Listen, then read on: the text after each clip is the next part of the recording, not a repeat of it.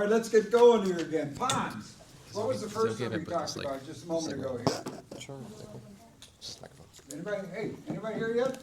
Okay, what was the first one we just got through talking about? Medulla. Medulla oblongata, right? So now this is the pons. Where are we in this whole configuration of those four areas of the brain? Central nervous system. Where is it? Anthony, what is it? Brainstem. Thank you. Okay, brain, the brain stem has three parts. What were the three parts? Medulla oblongata, pons. Midbrain. Good. Okay, so we're gonna look at the pons here. Well, let's turn on this little gizmo. Superior to the medulla oblongata. So the medulla oblongata, and then we have spinal cord. So where is that, do you think, in reference to the foramen magnum? What is the foramen magnum? The big hole in the skull. Cleo, what's this? The big hole in the skull? What's this? Cleo, help me out with this. What is this? The big hole in the skull? Well, Okay, I got it. It's late. It's a late night. I got it, Cleo. All right. When we talk, when we deal with the occiput, the occiput has that large hole there, which is going to be the passage, brainstem, and then we have the spinal cord beginning right there at that foramen magnum. Now, a real tragic injury is oftentimes where you end up having some kind of a compression of this brainstem, compressing through the foramen magnum, and that's a tragic, usually, not often surviving type of situation there. All right, fiber tracks, and look at that, ascending and descending. Every time you hear ascending and descending, you should immediately go back to what's going on there. Ascending is what? sensory. Sensory. Descending is what? Motor. Motor. Okay, and notice, and every time they're dealing with, they're make reference, when we talk about the cord, we're dealing with tracks, right? We're in the spinal cord, they're tracks. They're not nerves, they're tracks. They're gonna lead to, when they go out from the spinal cord, then we're gonna talk about them as nerves, but here they're tracks. We have some nuclei. Nuclei is a reference where we say the pontine. Now, why do you think it's called pontine? It's originating in the what? The pons. Please, when you see terms like this, don't go get tripped out. If it's pontine, just think, well, it must be something close to maybe decode pons, okay? It's in that area of the brainstem. Anterior portion relay between the cerebrum and the cerebellum. Remember, the cerebrum was the major, when we talk about looking at the brain and we see this major tissue of the brain, and then remember the cerebellum is that hingy downy thing in the posterior aspect, right in the occipital, kind of the occipital region there. Balance, coordination, things such as that. It is the area of the nuclei for cranium. There's 5 through 8, posterior portion. 5, what would 5 be? 5, cranium nerve number 5. Oh, come on, guys, don't disappoint. What was it? Trigeminal. Yeah, Facial? Trigeminal. Trigeminal. got the three. Is it facial. trigeminal or facial? Trigeminal. Okay, 5, 6 is gonna be what? That's gonna be an eye mover. One of the eye movers, what's the name of it? Duxit, adducit, yeah, something Abducent. Adducent. Abducent. What's it doing? Abducting the eye. What does that mean? Abduct, okay. And then 5, 6, 7, what's 7? Facial. What was that hook I gave you? I said homeostatic imbalances with 5 and 7. What was it? Oh, What did you just say? Palsy? For which one? Oh, yeah, now you're, okay, go ahead there, Anthony. Yeah, that's number 7. Both,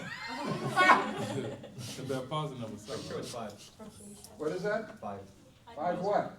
Bell's palsy, that one. You're guessing now, aren't you? Let's throw it up against the wall and see what sticks.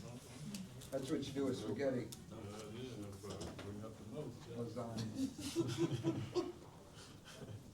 Linguine. What is it? 7 is what?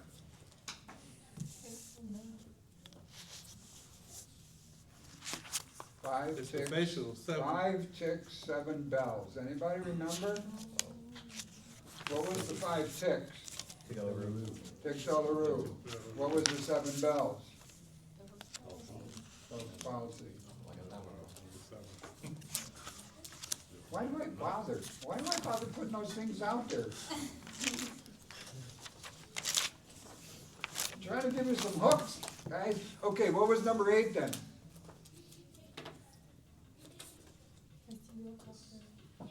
The hearing balance?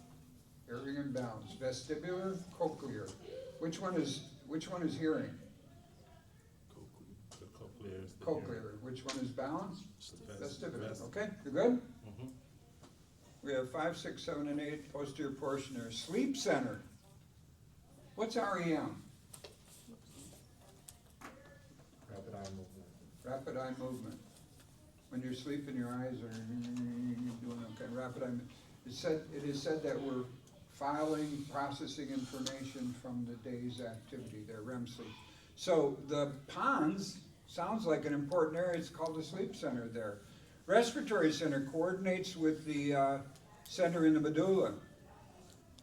The respiratory center here is considered, we talk about, there's the VRG and DRG, ventral and dorsal respiratory centers here, and it's just the ability to have, you and I, if I look out here, I don't see anybody going,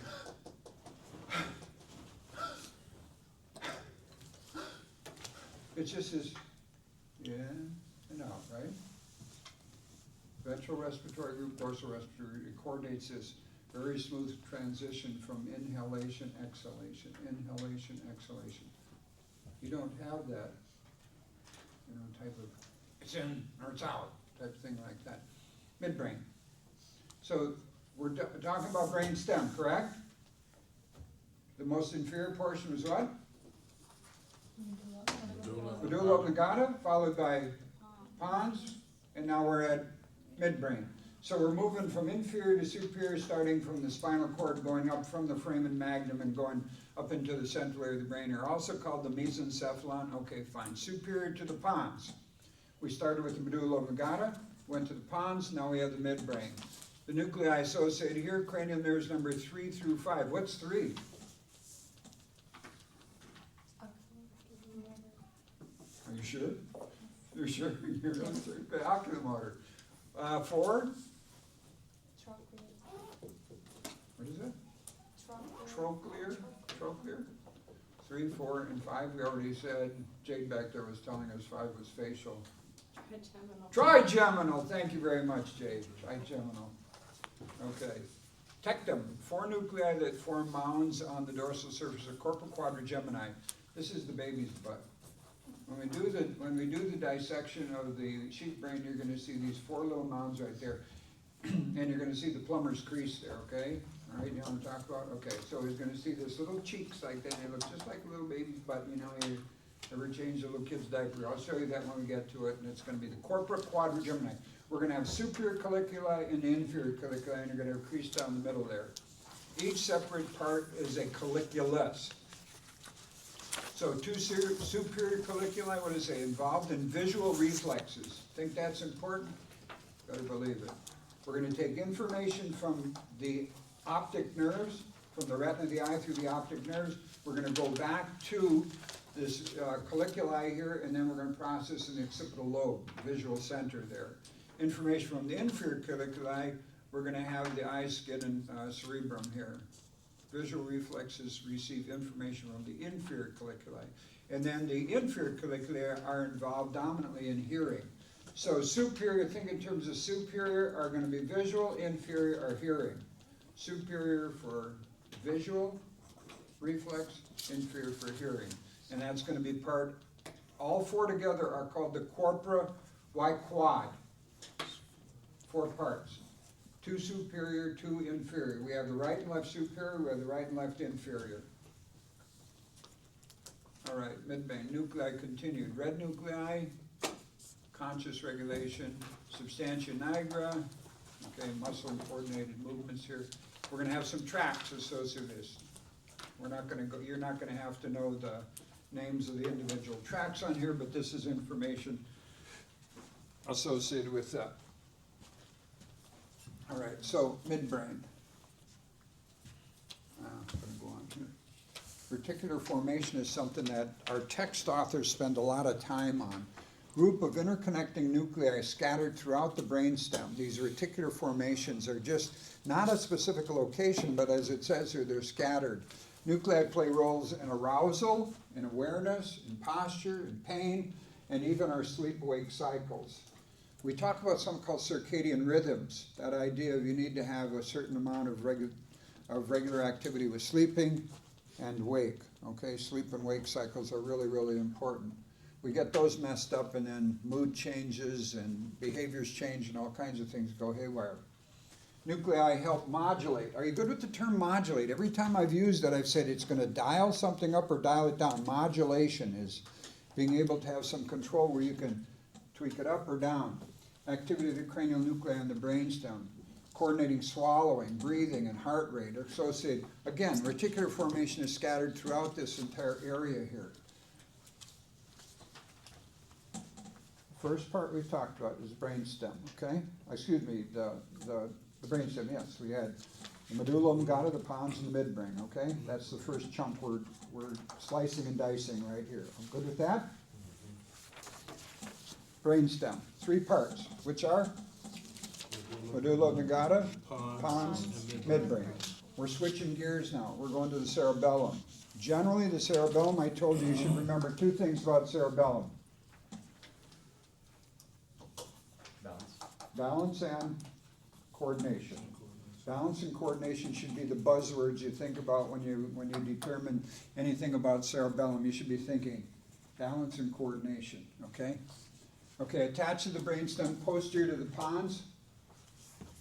We're going to find that when we slice this thing open, we're going to see something in there that's called the arbor vitae by common reference. It's this tree-like pattern inside there. Looks like a juniper bush, okay? That's a arbor vitae, the cedar or juniper here. He says, outer gray, folded in ridges called folia, and deep internal nuclei. There's internal white and outer gray, and so it gives this little tree-like pattern. We'll have an illustration over here. It resembles a tree, and it's called the arbor vitae, and that's when you go down through the center and you open it up like that. You bisect it there. 3 major parts. We're not going to look at the major parts here. More neurons in the entire cerebral cortex. How about that? The cerebellar cortex contains more neurons than the entire cerebral cortex.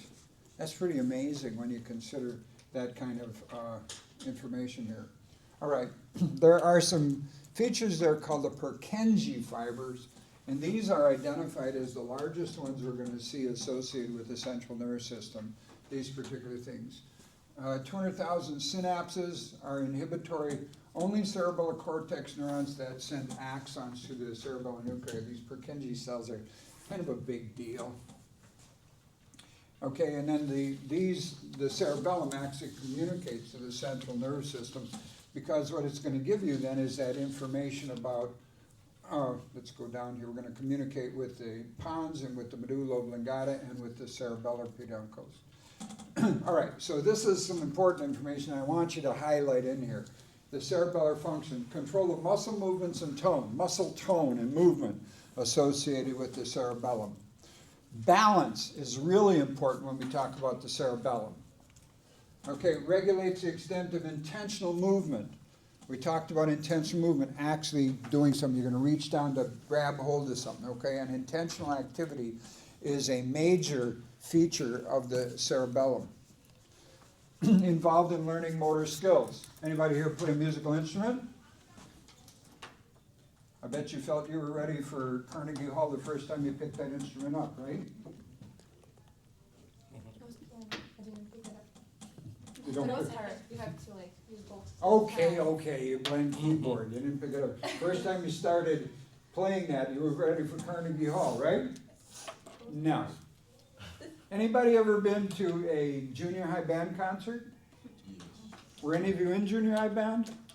Come on, you can admit it, yes, I was in junior high band and I played the clarinet or I played the saxophone. Yeah, that was beautiful music, wasn't it? Greatest thing in the world is to go to a junior high band concert at Christmas time, right? It's just like, this is Carnegie Hall. Well, I was in Chicago. Usually people bring, you know, cotton to put in the ears, big old earmuffs, you know. I'm sorry. What? I never had a chance to play instruments when I was in high school or school because I went to Chicago schools.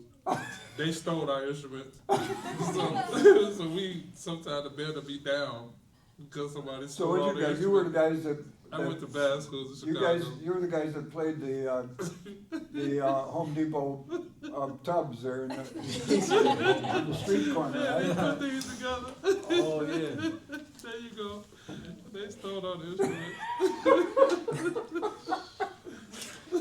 Boy, the truth comes out now. I'm sorry, Trail.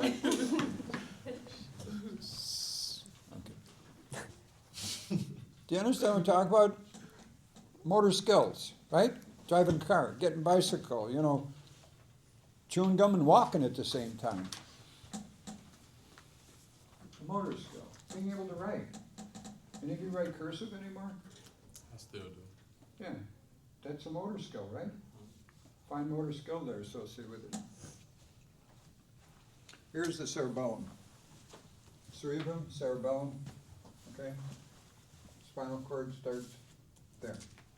All right, so we're seeing this. Here's this, they don't have it highlighted, but can you see the tree type pattern here? From where you are back there, Ant, do you see that? Yeah. That tree type pattern? Okay, that's called the arborvitae. You're only gonna see that when you slice through there. You cut down through that area there and you're gonna see that pattern in there. All right, diencephalon. We just went through the cerebellum here. That's it. We had this portion right here, okay?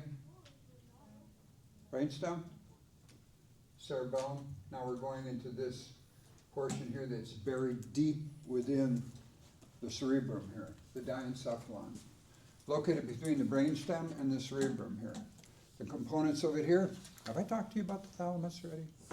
Thalamus, and the subthalamus, and the epithalamus. What do you think epithalamus makes reference to? Above. Yeah, something that's at least in proximity to the thalamus that's maybe above it, and usually, oddly enough, epithalamus is usually somewhat posterior to the thalamus. And then we have hypothalamus. Where would you look for that? Yeah, if you find the thalamus here, you're gonna see epi and you're gonna see hypo, okay? So, here is the area where we talk about the hypothalamus is this area here. And it looks like so many little jelly belly, you know, Easter eggs right in here. There have been some massive amounts of studies done on all of these individual little nuclei, as they're referred to, these little colored dots here, associated with various different functions that take place, you know, or physiological functions that take place as an involvement here.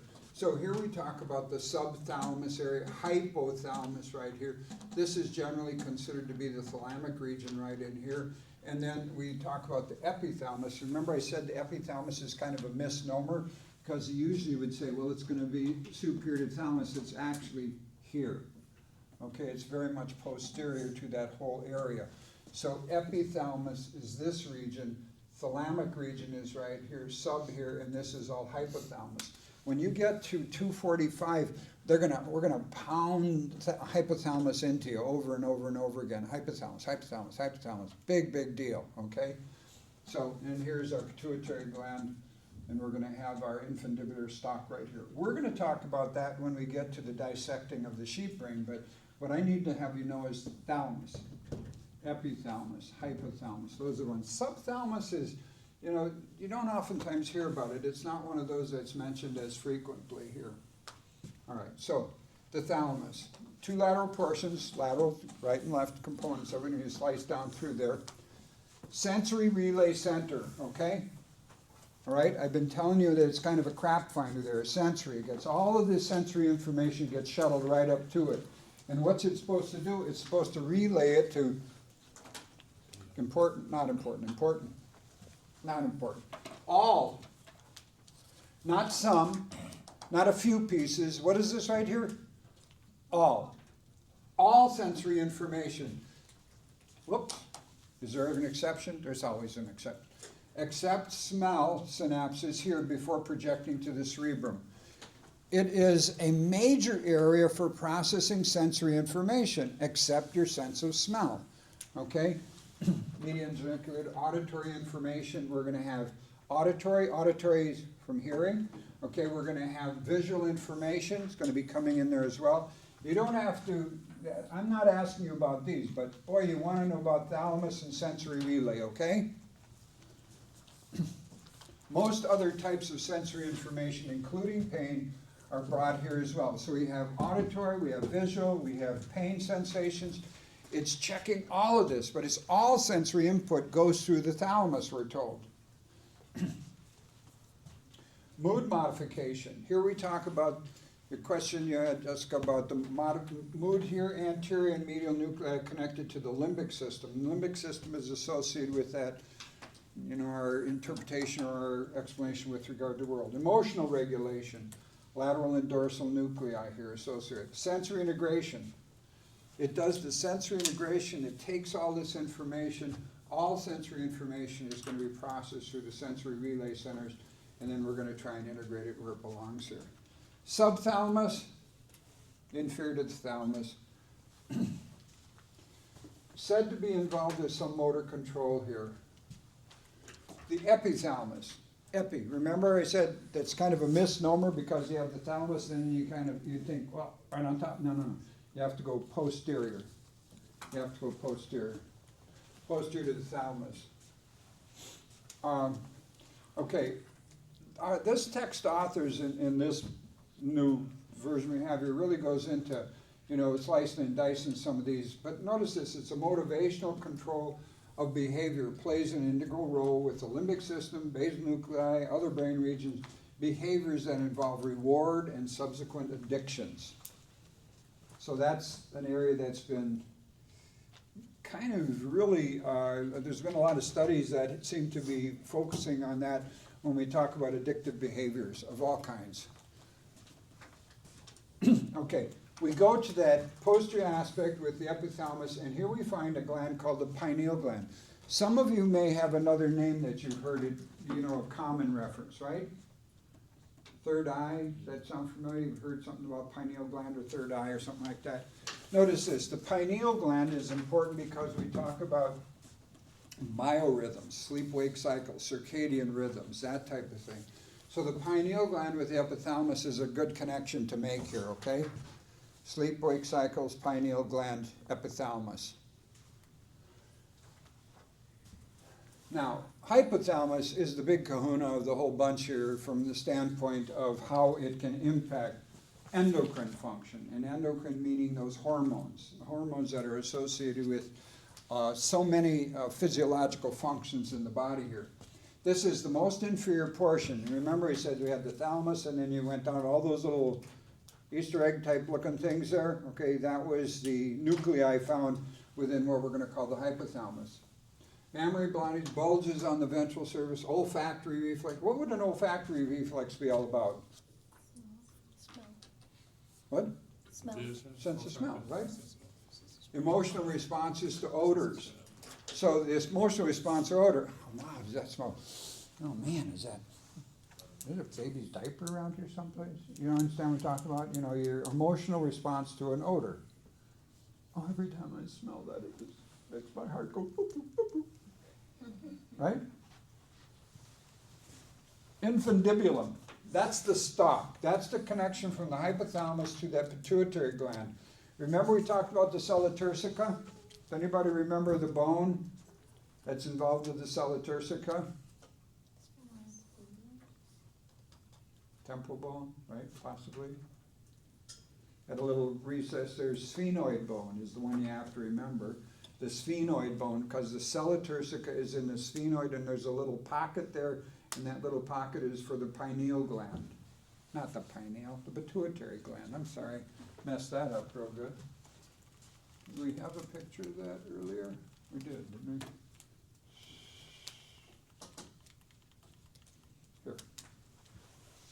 Sphenoid bone would be right here. Here's the pituitary gland.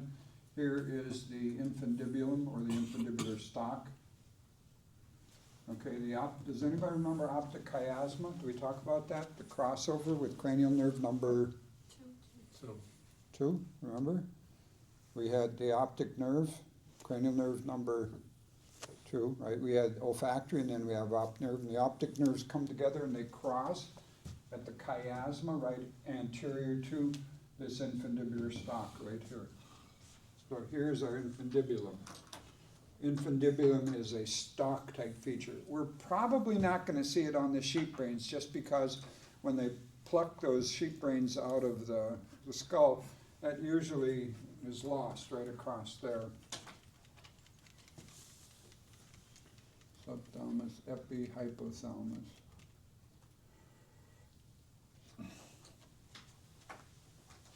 Receives and coordinates sensory information, the hypothalamus here. Taste receptors of the tongue, limbic system, the nipples, external genitalia, and the eyes here. Efferent fibers extend to the brainstem and the spinal cord. Posterior pituitary to the cranial nerves controlling swallowing and shivering. All right, what's the hypothalamus here? Important in regulation of the mood, emotions, sexual pleasures, satiation, rage, fear, all of those things. You got a whole raft of things that are involved here. We're gonna have input from the eyes to the superior chiasmatic nuclei, light and dark cycles. Okay. Functions of the hypothalamus are all over the place, okay? People have written whole books just on hypothalamic function here, so, you know, we're not gonna go into all of the nuances of it. You just have to know where it is and that it plays a major role regarding homeostasis here. What was the first area we talked about with regard to this whole unit here? What was the first part? Brainstem, right? Brainstem. What were the parts of the brainstem? Medulla, Medulla oblongata, Pons. pons, and midbrain. midbrain. And then the second part we talked about? Cerebellum, right? Third part, diencephalon. Fourth part, cerebrum, okay? Those are the four components that you need that you're gonna be held responsible for. Know those parts, know the subparts associated with them. Cerebrum, the largest portion of the brain. When you usually say, oh, here's the brain, that's the part, we usually think a brain is the whole, no, there's four individual components that are most anatomists identify here. Composed of right and left hemispheres. Hemisphere, sphere is like a ball, hemisphere is a part of a ball here, a half of a ball, hemi, okay? The cortex, the outer surface. The cortex of the brain is considered, remember we talked about when you get a little streak of light going through your fingers like that, that's about a millimeter, open it up to about 3. We're told that the cortex is probably only 3 millimeters of bark. Cortex means bark. It's like on the outside of a tree, you have the bark on the tree. So it's only this really thin layer of stuff that we talk about as the cortical area here, the outer surface. Gyri, are you good with the term gyri? Gyri. Gyri, sulci. Gyri, gyri were the peaks, okay? And then When you were looking at that illustration earlier, Cleo, gyri were the peaks, sulci were the valleys. Sulci are the depressions or the valleys, the gyri are the peaks. Specific sulci and fissures are gonna be really, really important when we talk about the cerebrum. You're gonna have to know you're gonna have the longitudinal fissure. Where would you look for the longitudinal fissure? Well, if you got it right and left hemisphere, where would the longitudinal be? Right down the midline, exactly right. You're gonna look right, separates the two hemispheres. You look at the brain, you're gonna see that slice down the middle, that's gonna be the longitudinal fissure. Lateral fissure separates the temporal lobe from the frontal and the parietal lobes. Lateral, where would you look for lateral? Why not try on the lateral surface right over here, a split right there. We'll take a look at illustration in just a moment. Central sulcus. This is one that's gonna be really, really, really important for you to identify because we're gonna talk about precentral. What does that mean? There's gonna be a precentral gyri and a postcentral gyri. What are those gonna be? This is a sulcus. Please try and nail that one down right now, real quickly here, so that we can eliminate any confusion with it. If you have something that's gonna be a sulcus right here, this is being called the central sulcus.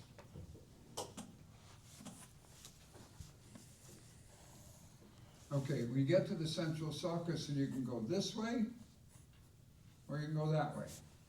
Now, if this is anterior, and this is posterior, what would, if this is the central sulcus, if this is a depression in the brain right there, a crease down there, what would this be right here? It's a peak, right? So we're gonna call it pre-central gyrus. What would we call this one? Post-central gyrus. Why are we calling it a gyrus? Because it's a peak. What? It's a peak. It's peak. Because it's post, It it's is. pre, and it's gyrus is the peak. This is a sulcus, this thing right here is the sulcus. And this is the gyrus. Okay, peak here. So, please understand right at the beginning here, we're gonna talk about pre, and this is gonna be motor, and this is gonna be sensory back here, okay? All right, so.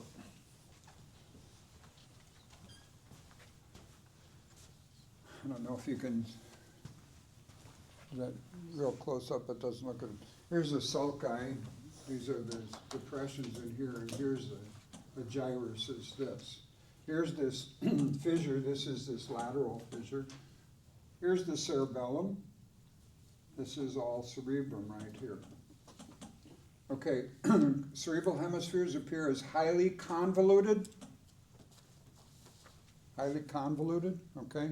Got these peaks and valleys. Masses of gray matter that are organized into a folded structure. The cortex is what kind of material? Gray Bark. matter. Yeah, gray matter. Gray matter, okay? The cortex is gray matter. The crests are called gyri, separated by furrows, the depressions that are sulci, or there's gonna be even deeper depressions which are called fissures. And we can pull that apart and look in there. The folding of the cortex into gyri and sulci permits the cranial vault to contain a large area of cortex, nearly 2.5 square feet. If you pull this all out, because it's all convoluted like that, more than 50% of which is hidden within the sulci and the fissures. So the beauty of the fact, one of the things I try to stress from the outset of ours, I've mentioned this several times, your body is all about surface area, surface area, surface area, surface area. If you can fold this and do all of these gyri and sulci, you are dramatically increasing the amount of available surface area, okay, for having, okay, a larger area of cortex, okay, some more surface area, 50% of which of that is hidden.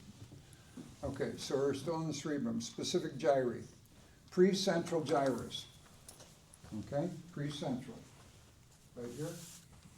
If this is the central sulcus, then forward of it, it's a major sulci in our human brain here, major sulci. So before that, in front of this central sulcus, is the precentral, anterior to the central sulcus, and it is a primary motor. What I mentioned just a few minutes ago, I said this is going to be all about motor. This portion here, motor. So what would that would be? Sensory. Let's call it sensory. So this gyrus right here, this precentral gyrus, is considered to be, if we put the title in front of it and we say, it's the primary motor cortex, what should that have you thinking?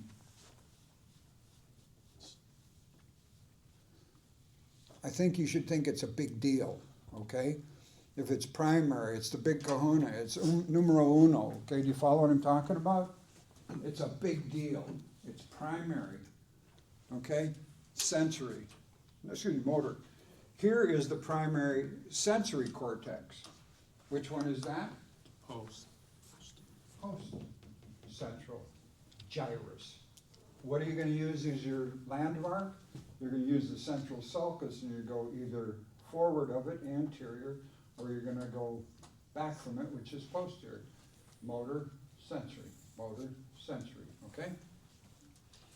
The cerebral cortex, layers of gray matter on the outer surface.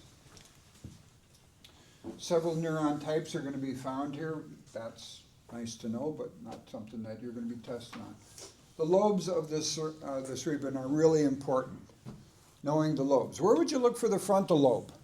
Just take a wild guess. Where would the frontal lobe be? Dang, I wish I had a V8, you know? Frontal lobe, right there. Frontal lobe. Voluntary motor functions. Voluntary. I choose to do this, right? It's voluntary. Motivation, aggression, sense of smell, mood, personality, decision. Is that an important lobe? Kind of about it.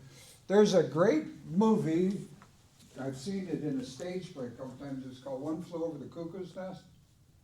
Anybody ever see that? You ever want to read about prefrontal lobotomies, where they had this aggressive behavior of people in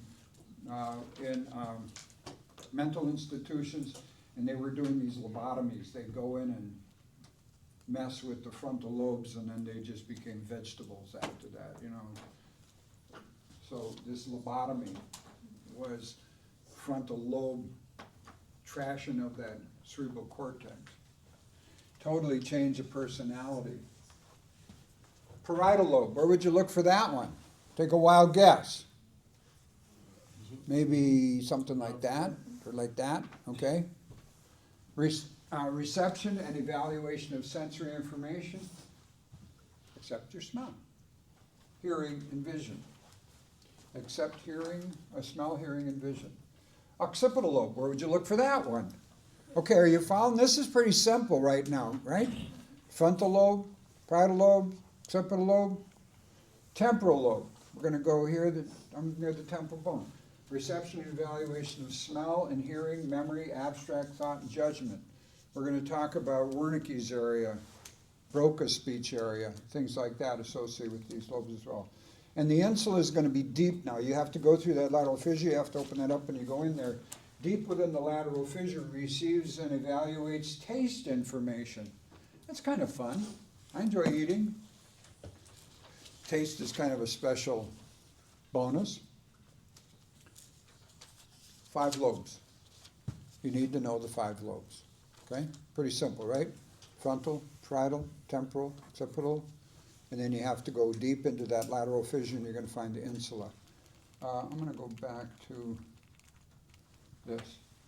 When you peel this open like that, the insula is in there on a lateral. You go into this lateral fissure right here, it's going to be deep into there is where we're going to find the insula. Guess I had it right here, next view. All right, so here, this illustration is giving you a color rendition of where those lobes are going to be. You need to know these. Frontal lobe, parietal lobe, here's our occipital, this is our temporal lobe.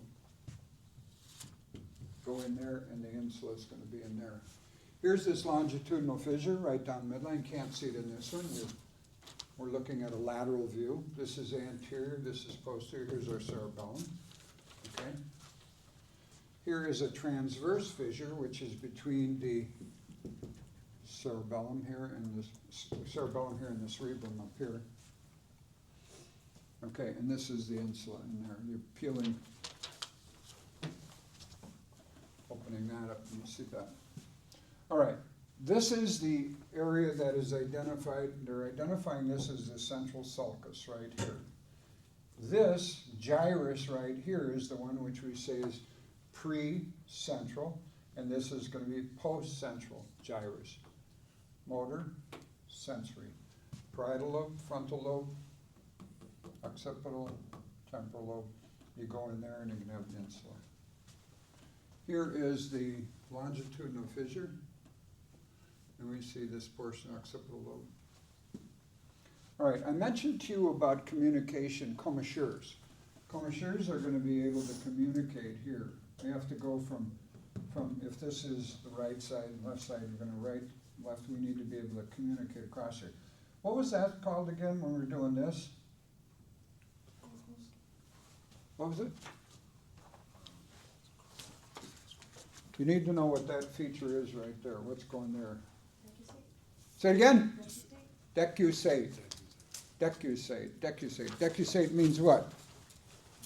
cross over, to decussate, to cross over. We're communicating. Now, this right, if this is the right side of the brain here, controlling left side of the body, left side of the brain controlling right side of the body, decussation, to decussate. White matter between the cortex and the nuclei. Notice this, they're identifying this as a gray matter. This is the cortex, okay?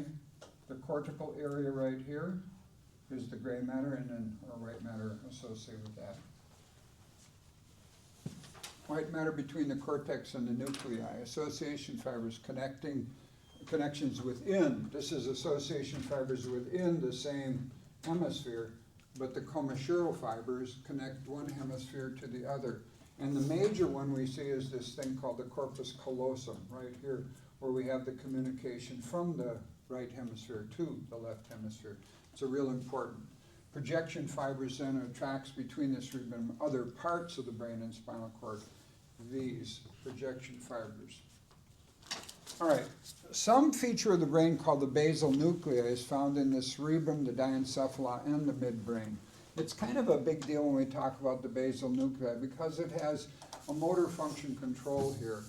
And what it amounts to, we're going to talk about, has a number of different features associated with the intention tremors or resting tremor type of thing like that. And so we'll deal with a little bit of that at another time. This is a section of the brain, like they're showing you that we take anterior and posterior, we slice down through here, and we're looking. Here's our thalamus, our thalamic area, right here, cerebellum, cerebrum, but we're cutting down through here, and now we're looking at an on-end projection, looking down through here. And so they're saying that we have, our thalamic area is going to be associated with that. Cortical area, okay, just on the outer perimeter here. The limbic system. Limbic system is kind of interesting here. It is said to play, one of the main roles we hear about the limbic is this emotion, emoting, giving some kind of an emotional, behavioral type of thing. But we also find that it plays a role in learning and memory. But it is said to impact the endocrine and then again the autonomic nerve system. The endocrine system we know is the hormones that we have that are associated with the homeostasis of the body here. And you're not going to be held accountable for any of those things. But move on. Did we talk about the meninges at all? Anybody remember what the meninges were? Yes, they are what?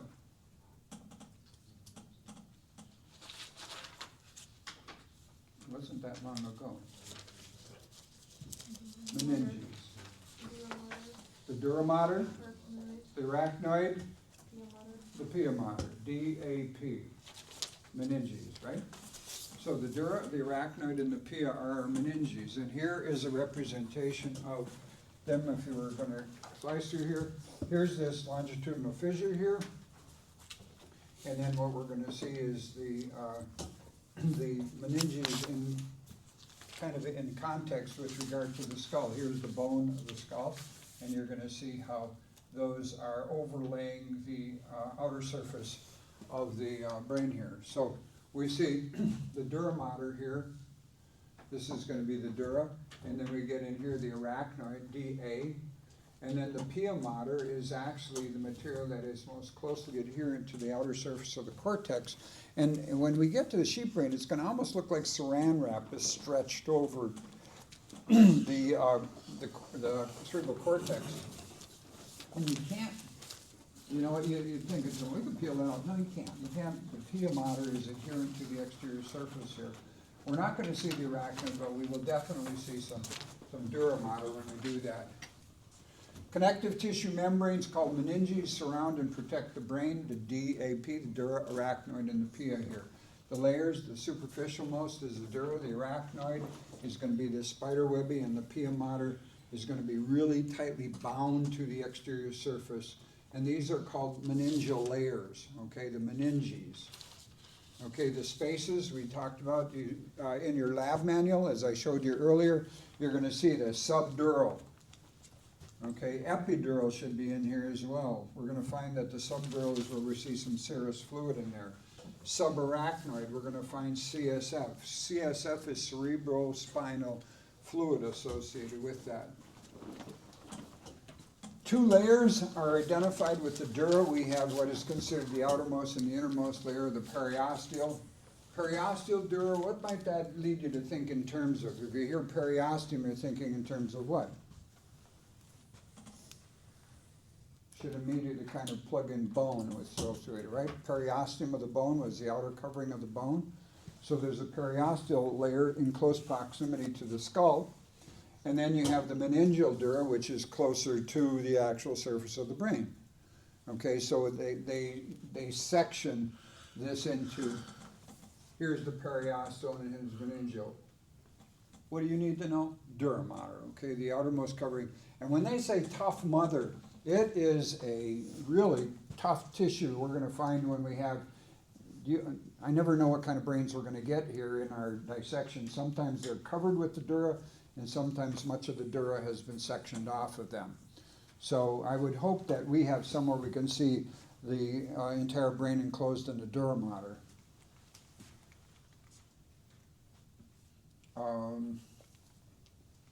Those are some other references to particular areas on this. Here's this, that they're making reference to the falx cerebri.